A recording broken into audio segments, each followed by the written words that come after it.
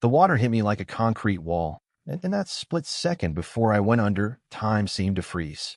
One moment I was standing on that old wooden pier at Coney Island, the same pier where I had brought in countless times over the years, watching the seagulls dive for scraps of Nathan's famous hot dogs and soft pretzels from the boardwalk vendors. The salt air was crisp that morning, carrying the familiar sounds of Brooklyn, distant traffic, the rumble of the subway, the calls of street vendors setting up their carts for the day. I remember thinking how peaceful it felt, how maybe this trip to the beach would be the breakthrough we both needed to repair the damage that had been done to our relationship. But then I felt his hands on my back. Not gentle hands, not the hands of someone trying to get my attention or share a moment of affection. These were forceful hands, deliberate hands, hands that pushed with intention and malice. The next thing I knew, I was plunging into the murky depths of the Atlantic Ocean, the familiar world above the surface suddenly becoming as distant as a memory. The shock of the cold water was overwhelming.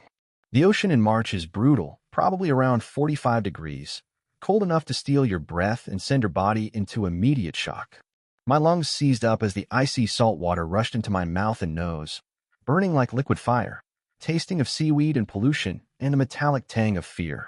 I thrashed wildly, my arms flailing above my head as I fought to break the surface, but the waves kept pulling me under, each one dragging me further from the safety of that weathered pier. My clothes became heavy anchors dragging me down. The thick winter coat I had worn that morning, the one I had bought specifically for this outing, because I wanted to look presentable, became a death trap. The fabric soaked up water like a sponge, adding pounds to my already struggling frame. My shoes, good leather boots that I had polished that morning in anticipation of our reconciliation walk, filled with water and threatened to pull my legs down into the depths. Through the distorted underwater chaos, through the bubbles and the murky green-brown water of the New York harbor, I could see him, my grandson, standing there on the pier like a statue, completely motionless except for his arms. His phone was held high above his head, that damn device pointed directly at me like a weapon, like a gun aimed at my desperation. The screen was glowing in the morning sunlight, and I could see from underwater that he was recording, that red recording button clearly visible even through the water's distortion. Even through the water, even as my lungs screamed for air and my chest felt like it was going to explode, I could see his face. That face I had kissed goodnight for so many years, the face I had watched grow from a round-cheeked little boy into a young man. But now it wore an expression I had never seen before, something that chilled me even more than the freezing ocean water. Not the innocent smile I remembered from when he was 8 years old, building sandcastles on this very same beach while I sat in a folding chair reading the newspaper and keeping one eye on his safety. No, this was something else entirely. Something cold. Something calculated. Something that suggested this moment had been planned, anticipated, maybe even rehearsed in his mind. The phone's camera lens caught the sunlight filtering through the water, creating an eerie glow that seemed to mock my desperation. I could see the reflection of the screen, could see my own image being captured as I fought for my life. And in that horrifying moment of clarity, I realized that my struggle, my terror, my potential death was nothing more than content to him. Just another video for his collection, another piece of entertainment for the faceless strangers who followed his online activities. I broke the surface for a split second, gasping and choking, my hands clawing at the air as if I could somehow pull myself to safety through sheer desperation. The pier seemed impossibly far away, though it couldn't have been more than 15 feet. 15 feet might as well have been 15 miles when you don't know how to swim and your clothes are dragging you down like concrete blocks. My mouth opened to call for help, but instead of words, only salt water poured out, burning my throat and making me gag. That's when I heard it. His laughter. Not the pure, joyful sound of a child at play that I had treasured for so many years. Not the innocent giggling I remembered from Saturday mornings when we would make pancakes together and he would tell me jokes he had learned at school. This was something twisted and hollow, something that seemed to echo off the water and the pier and the empty beach like the sound of breaking glass. He was actually laughing as I fought for my life, as the grandfather who had raised him and sacrificed everything for him was potentially drowning just a few feet away. And worse than the laughter, worse than the phone pointed at my struggle, was the fact that he was talking. I could hear his voice, muffled by the water and the distance, but unmistakably his voice. He was narrating my terror like it was some kind of sports commentary, like my life and death struggle was nothing more than entertainment. I caught fragments of words epic, crazy, you won't believe this, phrases I had heard him use in the videos he made that had consumed his life and destroyed our relationship. The waves pulled me under again, and as the dark water closed over my head, one thought cut through the panic sharper than any knife. He knew I couldn't swim. He had always known. All those times over the years when we had come to this beach, to Coney Island and Brighton Beach in the Rockaways, I had sat on the sand or walked along the shoreline, never venturing deeper than my ankles. He would ask why, and I would tell him about growing up poor in rural Georgia in the 1960s and 70s, where swimming pools were a luxury reserved for white folks and country clubs, and the nearest body of water was a muddy creek that was too dangerous to enter because of the current and the snakes and the broken glass that people dumped there. I had told him stories about how different his life was from mine at his age, how he had opportunities one could never have dreamed of. I had explained how being afraid of deep water was something I carried from childhood, when learning to swim wasn't an option, wasn't even a possibility. He knew about the time when I was 12 and my cousin had dared me to jump into that creek, how I'd almost drowned then too, saved only by an older boy who happened to be fishing nearby. He knew that water deeper than a bathtub made me nervous, made my hands shake and my breathing shallow. He knew my fear of deep water better than anyone, had witnessed it firsthand on family trips where I would stand guard on the shore while other parents played in the waves with their children. He had been the reason I had tried to overcome that fear, had considered taking swimming lessons in my 60s just so I could share that experience with him. But time had run out before I could conquer that childhood terror, and now he was using it as a weapon against me. Before we begin, don't forget to leave your like and subscribe to the channel. Stay with me until the end of this story, and tell me in the comments which city you're watching from, so I'll know how far my words are reaching. Thank you. Hello, my name is Samuel, and I'm 67 years old. I never thought I'd be telling a story like this. Never imagined that the boy I raised with my own hands, the child I loved more than my own life, would one day use that love against me in the most unthinkable way. But here I am, sitting in my small apartment in Queens, looking at the empty bedroom that used to be his, trying to make sense of how we got to that moment on the pier when everything changed forever.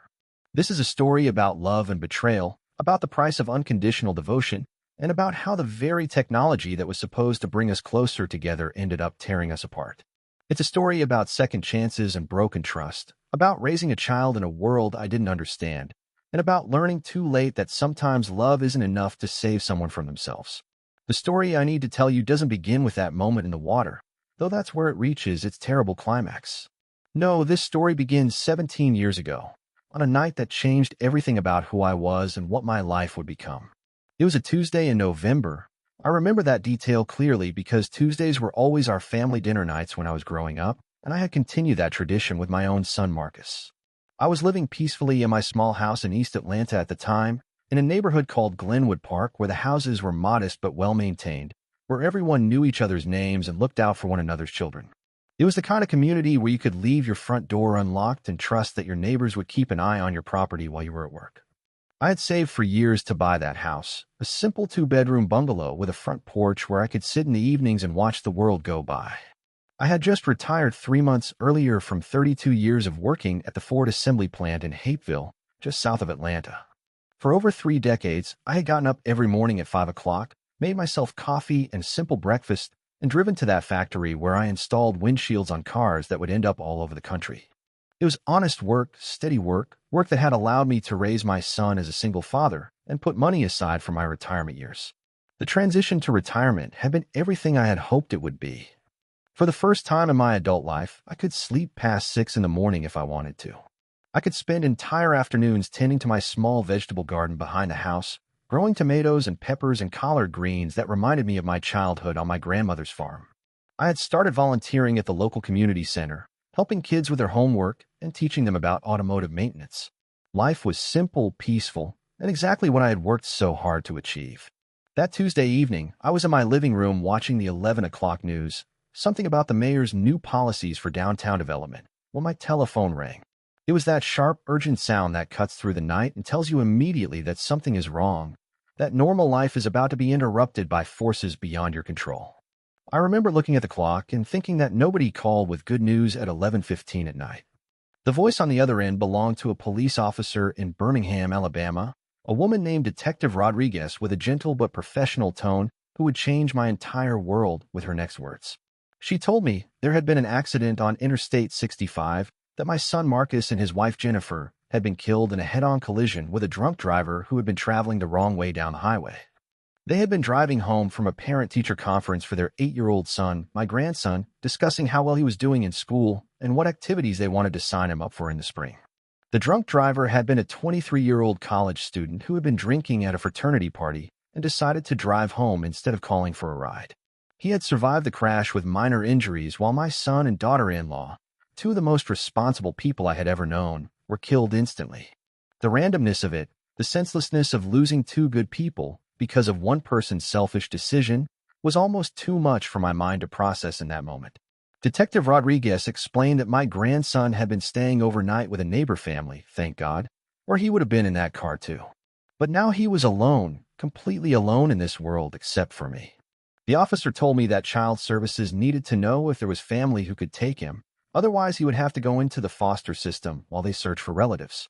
I didn't hesitate for even a second. "I'll be there first thing in the morning," I told her, and I meant it with every fiber of my being. That night was the longest of my life. I couldn't sleep, couldn't even lie down. I sat in my small kitchen, drinking cup after cup of coffee that I didn't taste, staring at the refrigerator where I had pictures of Marcus as a boy. There were photos from his little league games, from his high school graduation, from the day he got married, from the day his son was born. I thought about how I had raised him alone after his mother left when he was just 5 years old.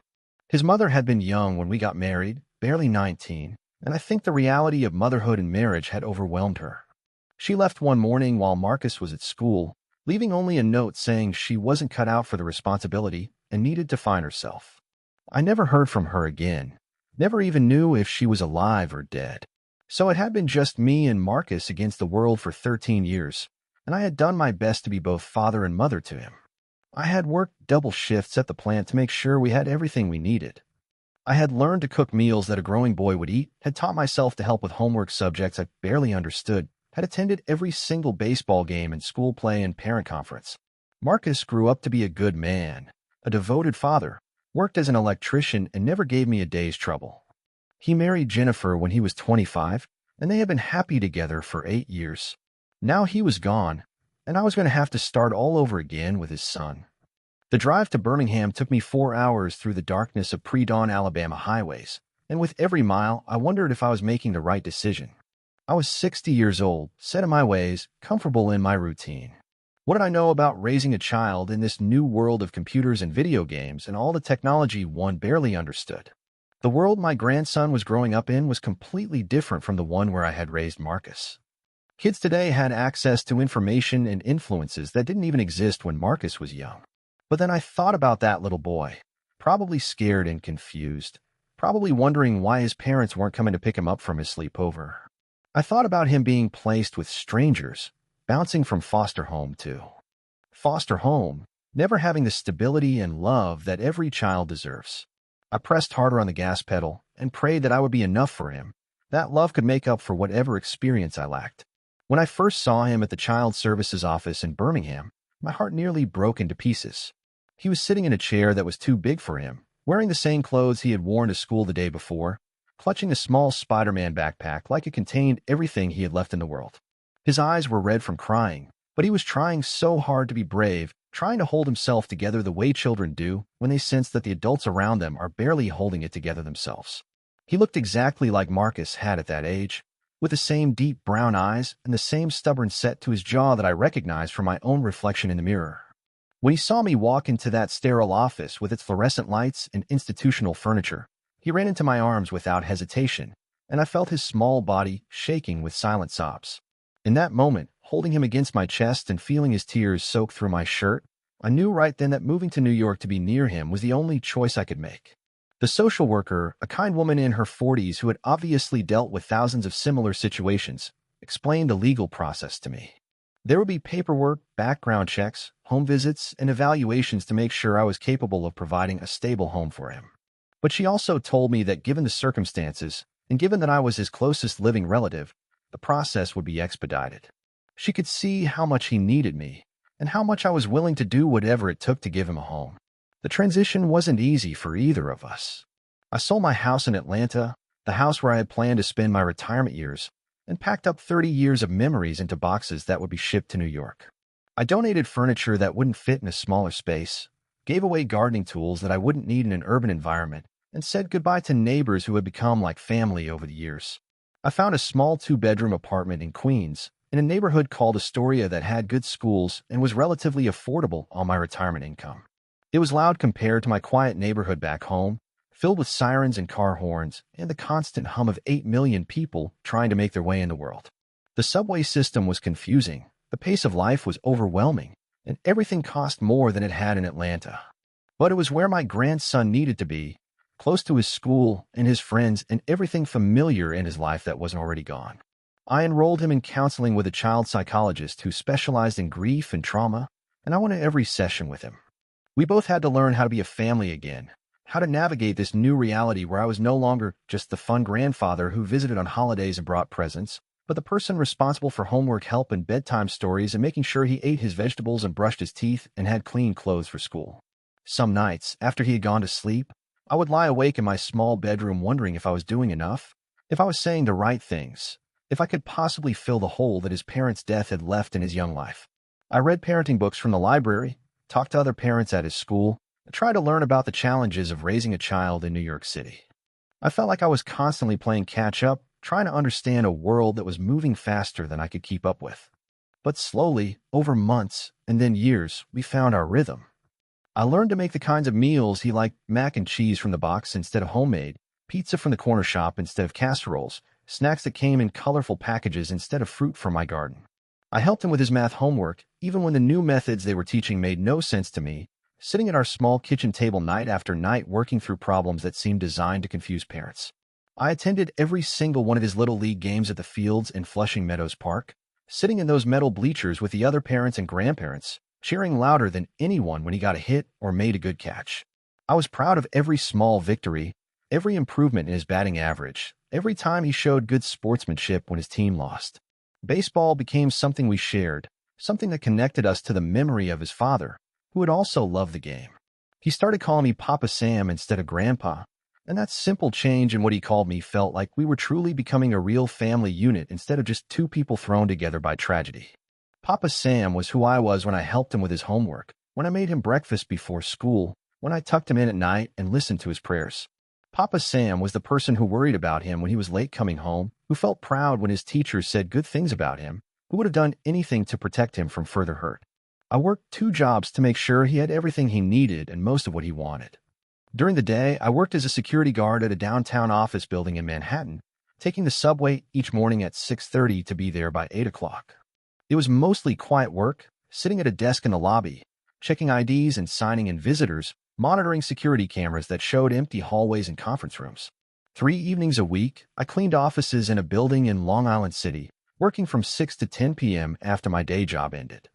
I would ride the subway from Manhattan to Queens, change into my cleaning uniform, and spend 4 hours emptying trash cans, vacuuming carpets, and wiping down desks and conference room tables. It was hard work for a man my age, bending and lifting and pushing heavy cleaning carts, but I didn't mind. Every dollar I earned went toward his education, his baseball equipment, his school clothes, and saving for his future college expenses. The apartment we shared was small, but comfortable. 2 bedrooms on the 3rd floor of a building that had seen better days, but it had good natural light from windows that faced east, and we were close enough to the subway that he could walk to school safely. His room was filled with baseball posters, Derek Jeter, Mariano Rivera, all the Yankees greats, and model airplanes that we built together on weekend afternoons. I made sure he had a good desk for homework, proper lighting for reading, and all the books he wanted to read. My room was simple, just a bed and a dresser and a small television where I'd watch the news before going to sleep. I didn't need much space or many possessions. Everything I cared about was focused on making sure he had what he needed to grow up healthy and happy and prepared for whatever future he wanted to create for himself. The living room was where we spent most of our time together, playing board games on the coffee table I had bought at a secondhand store and restored myself. We would watch baseball games on the small television, and I would explain the strategy behind different plays, the importance of patience at the plate, the way a good pitcher could control the pace of an entire game.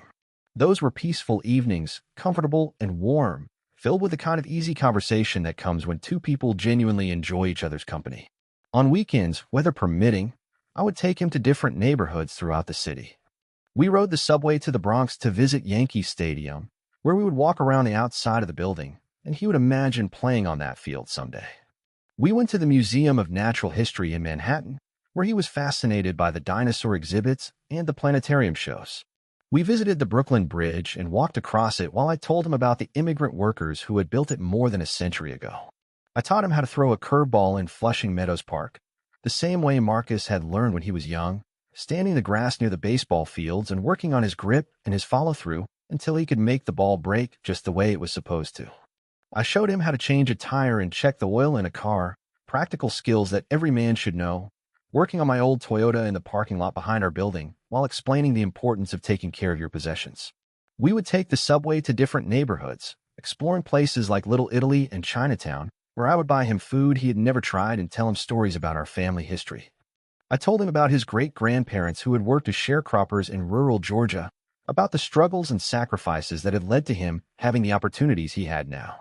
I wanted him to understand where he came from, to appreciate the progress that had been made, and to never take for granted the chances he had to make something of his life.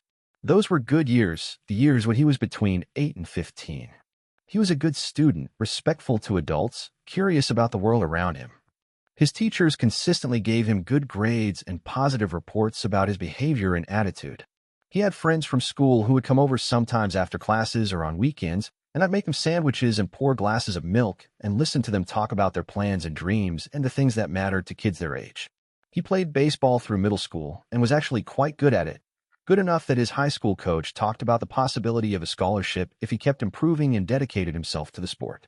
I was so proud of him during those years, so hopeful about his future, so confident that all the sacrifices I had made were worth it because he was growing up to be exactly the kind of young man his parents would have been proud of. But something started to change when he turned 16, something subtle and gradual that I almost didn't notice at first. It was like watching a photograph fade in sunlight, so slow that you don't see it happening day by day. But when you compare it to how it used to look, the difference is shocking. He became quieter around me, less likely to share details about his day or his thoughts about things that were happening at school or in his life. He started spending more and more time in his room with the door closed, emerging only for meals and even then often taking his food back to his room instead of sitting at our kitchen table where we had always shared our thoughts about the day. I told myself it was normal teenage behavior, that all kids went through phases where they needed privacy and independence as they figured out who they were becoming as young adults. His grades started to slip, not dramatically at first, but enough that I noticed when his report cards came home. B's became C's, and occasionally a C would become a D. When I asked him about it, he would make excuses about teachers being unfair or assignments being confusing, but he never asked for help the way he used to when he was younger. He quit the baseball team during his sophomore year, saying he wanted to focus on other interests, though when I asked what those other interests were, he gave vague answers about creative projects and entrepreneurial activities. The first time I really became concerned was when I noticed he was staying up all night on a regular basis. I would get up to use the bathroom at 2 or 3 in the morning, and I could see the glow of his computer screen under his bedroom door, along with the faint sound of voices and music coming from whatever he was watching or doing. When I asked him about it the next morning, he would make excuses about homework or school projects that were due, but his eyes had dark circles under them, and he seemed tired all the time. His appetite decreased significantly. The boy who used to eat everything I put in front of him and ask for seconds suddenly began picking at his food, eating only a few bites before declaring that he was full. He started eating most of his meals in his room instead of at our kitchen table, claiming he needed to work on assignments while he ate. But when I would check on him, I often found the food barely touched, growing cold while he stared at his computer screen. I tried to talk to him about these changes, but every conversation felt like I was trying to reach through a thick wall. He would give me short answers, yes or no responses, and then retreat back to his room as quickly as possible. The boy who used to tell me everything about his day, about his friends and his teachers and his hopes for the future, suddenly became a stranger living in my house. I told myself it was just a phase, that all teenagers pulled away from their families as they tried to figure out who they were becoming, but deep in my heart, I knew something more serious was happening. The changes became more obvious as the months went by. He started asking for money constantly, small amounts at first, $10 or $20 here and there for things he claimed were school-related or necessary for projects he was working on. But when I would ask to see what he had purchased, or when I would offer to go to the store with him to buy what he needed, he would become defensive and angry, accusing me of not trusting him or treating him like a child. His room, which had always been reasonably neat and organized, became chaotic and cluttered. When I would offer to help him clean it, or when I would try to put away laundry in his dresser, he would explode with rage, screaming at me about invading his privacy and not respecting his space. The baseball posters came down from his walls, replaced by nothing, leaving his room feeling empty and impersonal. I began to suspect that drugs might be involved, so I started researching the warning signs online at the public library, since I didn't have a computer at home. I read about the symptoms of marijuana use, cocaine addiction, prescription drug abuse, and all the other substances that were destroying young people's lives. Some of the symptoms seemed to match what I was seeing: the sleeplessness, the loss of appetite, the personality changes, the secrecy about money, but others didn't quite fit. He wasn't stealing from me, and his physical appearance hadn't changed in ways that suggested substance abuse. But there was definitely something consuming his time and attention in a way that was unhealthy and obsessive. Something that was more important to him than school, than baseball, than our relationship, than his own health and well-being. Something that had taken over his life so completely that the boy I had raised seemed to be disappearing entirely. The truth revealed itself on a Saturday morning in late spring, about 6 months before that terrible day on the pier. I had gotten up early to make pancakes, something that used to be our weekend tradition back when he still seemed to enjoy spending time with me. I knocked on his bedroom door to wake him up, calling his name softly so I wouldn't startle him, but there was no response. When I opened the door slightly to check on him, I found him sitting at his computer desk, still wearing the same clothes from the day before, clearly having never gone to sleep. His eyes were bloodshot and wide, staring at the screen with an intensity that was almost frightening. Empty energy drink cans were scattered around his desk, and there were crumbs from snacks he had eaten throughout the night. But what I saw on that computer screen changed everything I thought I knew about the boy I had raised with such love and dedication for the past 8 years. There were videos, dozens and dozens of them, all featuring him doing increasingly dangerous and reckless things. I watched in horror as he climbed onto the roof of our apartment building and pretended to almost fall off, recording himself as he dangled his legs over the edge while cars passed by 3 stories below. I saw him lying down in busy intersections in Astoria, timing how long he could stay there before cars approached, jumping up at the last second and running away while drivers honked their horns and shouted at him. There were videos of him approaching strangers on the street and saying inappropriate things to get reactions, videos of him vandalizing property and running away, videos of him doing dangerous stunts on subway platforms that could have gotten him killed. Each video had thousands of views, hundreds of comments from strangers encouraging him to do more, to push further, to be more extreme. The comments were from people all over the world who saw him as nothing more than entertainment, who didn't care about his safety or his future, or the fact that he was just a 16-year-old boy who needed guidance, not encouragement to risk his life for their amusement. I realized that this was what had been consuming him for months, probably for more than a year. Not drugs, not alcohol, but something that might have been even more addictive and dangerous. He was completely absorbed in creating content for social media and getting attention and validation from strangers on the internet who didn't know his name or care about his well-being. When he realized I was standing there, when he saw me looking at his screen and understanding what he had been doing, his reaction was unlike anything I had ever seen from him before. The sweet, respectful boy I had raised was completely gone, replaced by someone I didn't recognize. He screamed to me to get out of his room, used language I had never heard him speak before, and slammed his laptop shut with such force I thought he might break it. But it was the look in his eyes that really scared me. There was no recognition there, no acknowledgement that I was someone who loved him and was concerned about his well-being. I was just an obstacle standing between him and his obsession, just another person who didn't understand what he was trying to accomplish. In that moment, I realized that I had already lost him, that whatever was driving him to create these videos had become more important to him than our relationship, than his safety, than his future. That confrontation marked the beginning of the worst period of our relationship, a downward spiral that would continue for the next 6 months until that terrible morning on Coney Island Pier. Over the following weeks and months, I tried everything I could think of to help him, to save him from whatever force had taken control of his life and turned him into someone I barely recognized. I arranged for family counseling with a therapist who specialized in adolescent behavior and internet addiction, but he refused to participate in any meaningful way. He would sit in the sessions with his arms crossed, giving one-word answers or remaining completely silent, making it clear that he considered the whole process a waste of time. The therapist tried various approaches, but you can't help someone who doesn't want to be helped. I tried setting boundaries around computer and phone usage, removing his devices and limiting his access to the internet during certain hours of the day. But he was more technologically savvy than I was, and he always found ways to get around my restrictions. He would sneak out of the house to use devices at friend houses or at the public library. He would stay after school to use computers in the computer lab. He always found a way to continue creating his dangerous content. I confiscated his equipment multiple times, his laptop, his phone, even the camera he had somehow acquired, but he always managed to get new devices or access to technology that I didn't even know existed. I later learned that some of his online followers had been sending him money and equipment, encouraging his dangerous behavior and helping him continue creating content even when I was trying to stop him. The videos became more dangerous, more elaborate, more designed to shock and disturb viewers who were becoming desensitized to his previous stunts. I watched my grandson transform from a normal teenager into someone willing to risk everything, his health, his safety, his life, his future, for the approval and attention of strangers who saw him as nothing more than a source of temporary entertainment. He started spending money I knew he didn't have on expensive equipment and elaborate props for his videos. Ring lights, professional cameras, editing software, costumes for different characters he would portray in his dangerous stunts.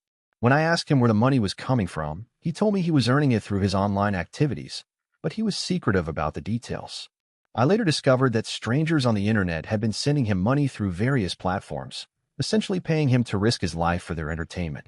Our home, which had once been filled with laughter and conversation and the comfortable routines of a family that cared about each other, became a battlefield. Every interaction was a confrontation. Every attempt I made to connect with him was met with hostility and manipulation.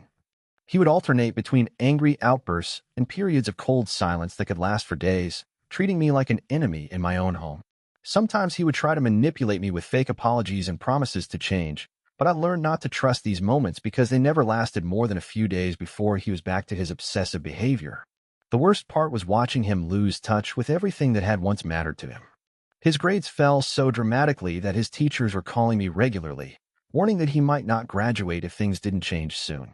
He stopped spending time with his longtime friends from school and baseball, replacing them with people I never met who seemed to exist only in his online world. He abandoned all of his hobbies and interests except for the constant creation of content for his social media accounts. It was as if the person he had been for the first 15 years of his life was being systematically erased and replaced by this obsession with digital fame. Then one evening in February, about a month before that day on the pier, something changed in his behavior toward me. Instead of the angry confrontations and cold silences I had grown accustomed to, he suddenly became friendly, almost charming. He started asking about my day when I came home from work, offering help with dinner, even suggesting we watch baseball games together like we used to do. At first, I was hopeful that maybe he was finally growing out of this destructive phase, that perhaps the counseling or my constant efforts to reach him were finally having an effect. But something felt wrong about his sudden change in attitude. It felt calculated, rehearsed, like he was playing a role rather than genuinely reconnecting with me. He started bringing up memories from when he was younger, talking about trips we had taken together and things we had done that had meant a lot to both of us. He would mention how much he appreciated everything I had done for him after his parents died, how he knew I had sacrificed my retirement and my comfortable life in Atlanta to take care of him. These conversations felt manipulative, like he was testing to see how much I still care about him, how far my love and loyalty extended. One evening, he suggested we take a trip together, just the two of us, somewhere we could talk without distractions and maybe repair our damaged relationship. He mentioned several places, Central Park, the Staten Island Ferry, even a weekend trip upstate, but kept coming back to the idea of going to Coney Island. He said he wanted to revisit the place where we had made so many good memories when he was younger, where we had spent countless summer afternoons when he was still the innocent boy I remembered. The idea appealed to me more than I wanted to admit. Despite everything that had happened, despite all the lies and manipulation and dangerous behavior, I still loved him with the same unconditional love I had felt the day I first held him in that social services office.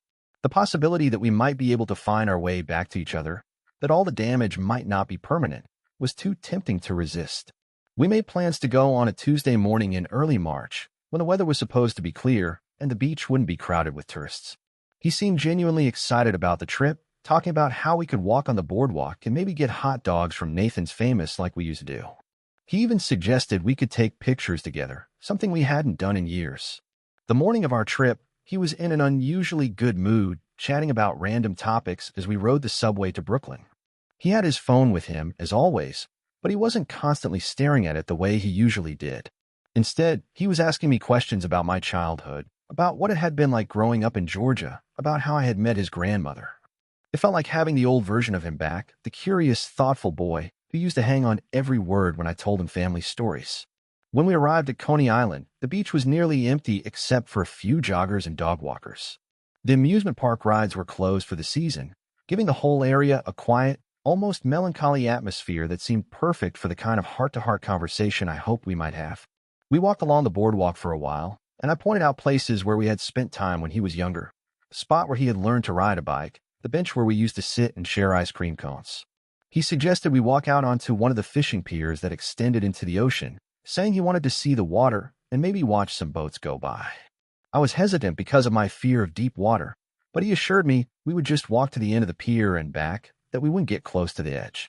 He seemed so sincere, so genuinely interested in spending time together that I agreed. As we walked out onto the pier, he started filming with his phone, saying he wanted to capture our reconciliation for posterity so we could look back on this moment when our relationship was repaired. I was uncomfortable being filmed, but he convinced me it was just for our own memories, not for anyone else to see. He talked about how important this day was to him, how much he had missed having a close relationship with me. We walked almost to the end of the pier, where the wooden boards extended about 15 feet over the dark water of the Atlantic Ocean. The waves were moderate that day, not rough but not calm either, creating a rhythmic sound that was almost hypnotic. I remember thinking how peaceful it felt, how maybe this trip to the beach would be the breakthrough we both needed. But as we stood there, something in his demeanor shifted.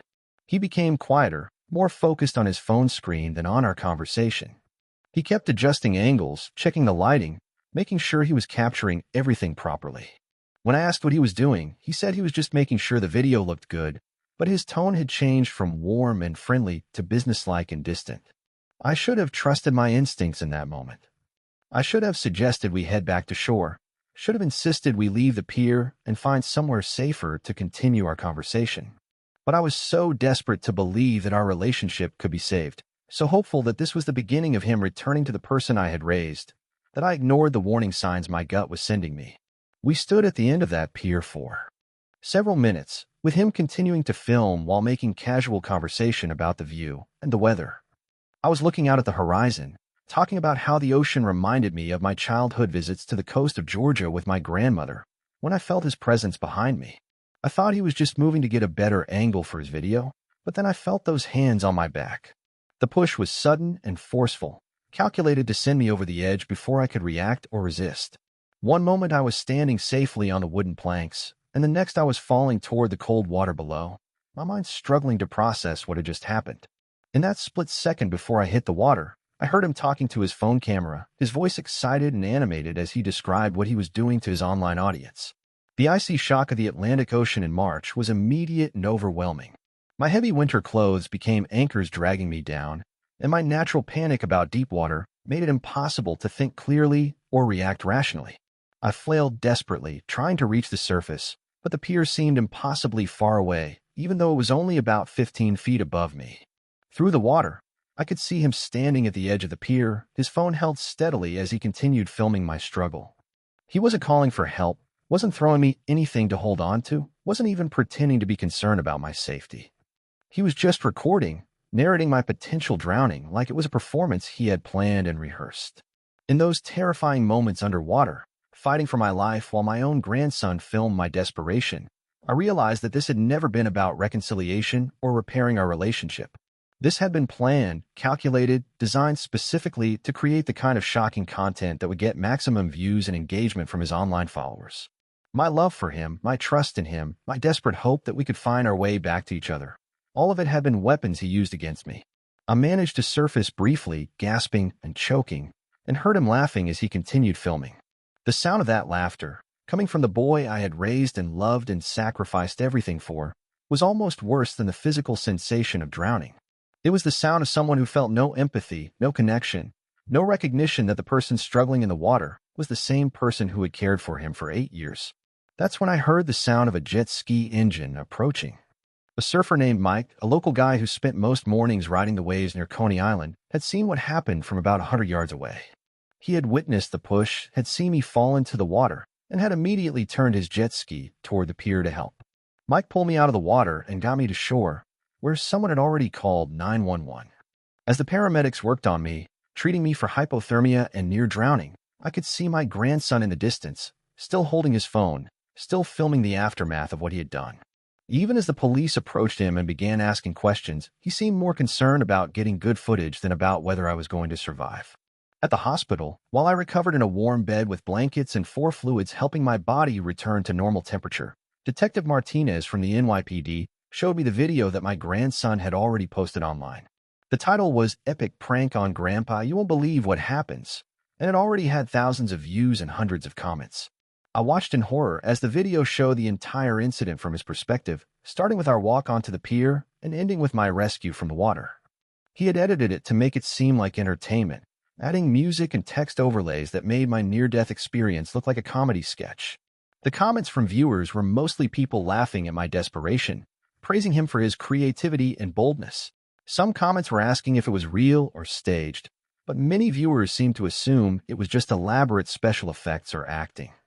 A few people expressed concern about whether I was okay, but they were outnumbered by those who found my near-drowning amusing. The video was generating revenue for him through ad views and donations from followers who wanted to encourage more extreme content. Detective Martinez explained that they were charging him with attempted murder, assault, and several other serious crimes. The video itself was evidence of premeditation, the fact that he had planned the trip, brought his camera equipment, and filmed the entire incident showed that this wasn't a moment of impulse or teenage poor judgment. This was a calculated attempt to harm me for the sake of creating viral content. The detective asked if I wanted to press charges, if I was willing to testify against him in court. I told her I needed time to think about it, time to process what had happened and decide how to respond.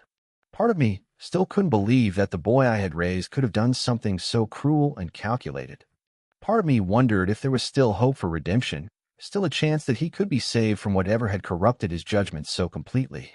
But as I lay in that hospital bed, watching the video of my own near-death experience being consumed as entertainment by thousands of strangers, I realized that the grandson I had loved and sacrificed for had been gone for a long time.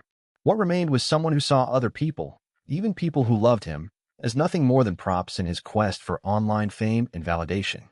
The legal process moved with a swiftness that surprised everyone involved. Within a week of my recovery from the hospital, my grandson was arrested at our apartment in Queens and charged with attempted murder in the first degree, along with assault, reckless endangerment, and several other serious felonies. The video he had posted online was irrefutable evidence of premeditation, showing not just the act itself but his calculated planning and his complete lack of remorse afterward. His lawyer, a young public defender who seemed overwhelmed by the media attention the case was receiving, tried desperately to argue that it was just a prank gone wrong, that he was just a confused teenager who didn't understand the consequences of his actions. She painted him as a victim of social media culture, someone who had been corrupted by the toxic environment of online fame-seeking, but who could still be rehabilitated with proper guidance and therapy. But the prosecution, led by Assistant District Attorney Sarah Chin, had everything they needed to prove attempted murder. The planning was evident in text messages they found on his phone, discussing the best locations for epic content, and researching the depth of water at various piers around New York City. The execution was captured in high-definition video from multiple angles. In the callous aftermath, where he continued filming and narrating while I nearly died, showed a level of premeditation and malice that made the attempted murder charge stick. I had to make the hardest decision of my life, whether to cooperate with the prosecution and testify against him in court.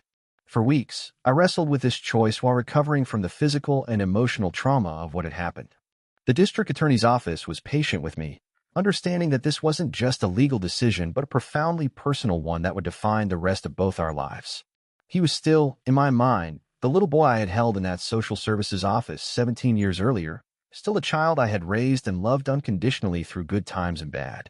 I remembered teaching him to tie his shoes, helping him with homework at our kitchen table, cheering at his baseball games, holding him when he had nightmares about his parents' death.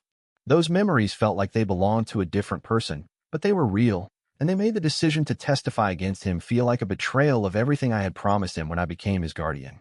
But he was also the person who had tried to murder me for internet views, who had used my love and trust as weapons against me, who had planned and executed an attempt on my life with the same careful attention he once gave to his homework assignments. The boy I had raised would never have done such a thing. The person he had become was someone I barely recognized, someone capable of unthinkable cruelty toward the person who had sacrificed everything to give him a good life. The trial lasted 3 weeks and was covered extensively by local news media, who portrayed it as a cautionary tale about social media addiction and the lengths some people will go to for online fame. Every day, I sat in that courtroom and watched lawyers argue about the person my grandson had become, trying to make sense of how we had arrived at this terrible moment. When I took the witness stand, I told the jury about our relationship from the beginning, how I had moved from Atlanta to New York to care for him after his parents' death, how I had worked 2 jobs to provide for him, how I had tried everything I could think of to help him when his behavior began to change. I described the gradual transformation I had witnessed, from a normal, loving child to someone obsessed with online validation to the point where he was willing to risk everything, including my life, for viral content. The hardest part of my testimony was describing that moment on the pier, when I felt his hands push me toward what could have been my death. I had to relive the terror of falling into that freezing water, the panic of not being able to swim, the horror of seeing him standing above me with his phone, filming my struggle for survival instead of trying to help me. The courtroom was completely silent as I described how he had continued filming and narrating while I fought for my life, treating my near death as entertainment for his online audience. His defense team, led by that overwhelmed public defender, tried to paint me as an overbearing guardian who had stifled his creativity and independence, driving him to increasingly desperate acts for attention and validation. They brought in expert witnesses who testified about the psychological effects of social media addiction on developing brains, arguing that he was more victim than perpetrator, corrupted by forces beyond his control. They claimed his online activities were just normal teenage expression in the digital age, that the incident on the pier was either an accident or at worst a prank that went too far, without any real intent to harm me. They showed examples of other viral videos featuring dangerous stunts, trying to normalize what he had done as part of a broader cultural phenomenon that society, not him individually, was responsible for creating. But the video spoke for itself in ways that no expert testimony could counter. The jury watched it multiple times, seeing the premeditation in how he had set up the shot, the cold calculation in how he had positioned me near the edge of the pier, and the complete lack of remorse or concern for my well-being as I struggled in the water below. They heard his voice on the recording, excited and animated as he described what he was doing to his online audience, treating my potential death as content for his social media feed. The jury deliberated for less than 4 hours before returning a guilty verdict on all charges. When the foreman read the verdict, I felt a mixture of relief and profound sadness. Relief that justice had been served, that there would be consequences for what he had done to me. But sadness that it had come to this, that the boy I had raised with such love and hope was being led away in handcuffs to spend the next several years of his life in prison. He was sentenced to 8 years in prison, with a possibility of parole in 5 years if he demonstrated genuine remorse and rehabilitation. As they led him away from the courthouse, he finally looked at me directly for the first time since that day on the pier. I searched his eyes for some sign of the child I had raised, some flicker of recognition or remorse or acknowledgement of what he had done. But there was nothing there except anger, not at himself for the choices he had made, but at me for cooperating with the prosecution, at the justice system for punishing him, at the world for not understanding his art. The correctional facility where he's serving his sentence is about 2 hours north of the city, nestled in the Catskill Mountains in a setting that would be beautiful if it weren't surrounded by razor wire and guard towers. I visit him once a month, making the drive upstate on a Saturday morning and sitting across from him in a sterile visiting room while guards watch our every move. I don't visit because I forgive him. I'm not sure forgiveness is possible for what he did to me. I visit because I need to believe that somewhere inside the person he has become, there might still be a trace of the boy I raised, the child who once called me Papa Sam and told me about his dreams of playing professional baseball. I visit because despite everything, I still love him, and love doesn't disappear just because it's been betrayed in the worst possible way. Our conversations during these visits are stilted and uncomfortable, filled with long silences and careful words. He talks about his plans for when he gets out, about the content he wants to create, about the followers who are still waiting for his return to social media. He speaks about prison as if it's just a temporary inconvenience, an interruption in his career, rather than a consequence of trying to murder someone who loved him. Sometimes I try to reach that little 8-year-old boy who once ran into my arms at the social services office, who used to help me make pancakes on Saturday mornings and ask endless questions about how things worked. I tell him stories about his parents, hoping to reconnect him with the people who gave him life, and will be heartbroken to see what he's become. But that child is gone, replaced by someone who sees human relationships as transactions, who measures worth in views and likes and digital validation. The hardest part of this entire experience isn't the physical trauma of nearly drowning, though the memory of that cold water still gives me nightmares. It isn't even the emotional trauma of being betrayed by someone I loved unconditionally, though that pain cuts deeper than any physical wound. The hardest part is the knowledge that love alone wasn't enough to save him from himself. I gave him everything I had, my time, my money, my comfortable retirement, my unconditional devotion. I moved from a place I loved to a city I barely understood. I worked jobs that exhausted me to ensure he had opportunities one never dreamed of. I attended every game, helped with every assignment, celebrated every achievement, and supported him through every difficulty. And it still wasn't enough to compete with the addictive pull of online fame and the validation of strangers who didn't know his name or care about his well-being. His social media accounts were eventually shut down by the platforms after the trial, but by then the damage was done. The video of my near drowning had been shared millions of times across different platforms, turning my most terrifying moment into entertainment for people who will never know my name or care about my story. It became a meme, with people adding their own commentary and jokes, completely divorced from the reality of what it represented. Even now, 3 years later, I sometimes encounter people who recognize me from that video when I'm grocery shopping or riding the subway. They rarely realize that the person standing in front of them is the real human being behind the viral content, the grandfather who nearly died for someone else's entertainment. To them, I'm just a character in a video they saw online, not a real person with feelings and trauma and a life that was forever changed by what happened on that pier. I've had to learn to live with the knowledge that the boy I raised, the child I loved more than my own life, was willing to kill me for the sake of internet views. Some betrayals change you forever, and some trust, once broken, can never be repaired. But I've also learned that survival isn't just about the body. It's about the spirit, about finding meaning and purpose even after the worst kind of betrayal has shattered your understanding of love and family. I still live in that same apartment in Queens, though his room remains empty now, exactly as he left it. Sometimes I sit in our old living room, surrounded by the furniture we picked out together and the photographs from happier times, and I remember the good years. Those years when love felt like enough, when I believed that raising him with kindness and sacrifice and unwavering support would be sufficient to keep him safe from the darker influences of the world. Those memories are painful now, but they're also precious in a way I never expected them to be. They remind me of who he used to be, before social media addiction consumed his soul and turned him into someone capable of such cruelty. They remind me of who I still am despite what he did to me, someone capable of love and sacrifice, someone who did everything possible to save a child who couldn't be saved.